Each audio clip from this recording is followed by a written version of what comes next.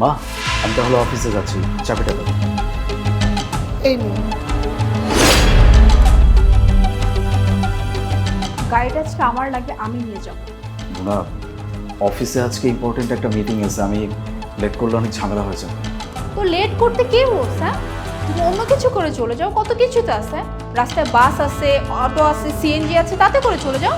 মোনা, আমার অফিসে একটা ইম্পর্টেন্ট মিটিং আছে, আমি লেট করলে অনেক ঝামেলা হয়ে যাবে। আশ্চর্য, আবার লেটের কথা, লেট কেন হবে? তুমি অন্য কিছু করে চলে যাও। আর এমনি তো গাড়িটা আজকে আমার লাগবে, বিকজ আজকে আমার পার্টি আছে। ওকে? ওকে বাবা, তুমি পার্টিতে যাবা, ঠিক আছে যাও, সিএনজি করে চলে যাও, চাবিটা দাও না। হোয়াট? কি বললে তুমি? হ্যাঁ, আমি যাব সিএনজিতে?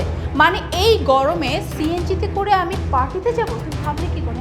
মানে আমি যাব সিএনজি করে, আর তুমি তুমি অফিসে যাবে ওই যে এসি বাতাস খেতে, তাই না? হ্যালো, গাড়িটা কার? গাড়িটা আমার। হ্যাঁ, আমার বাবা আমাকে গিফট করেছে, তোমাকে না। সো এটা মাথায় রেখো সবসময়।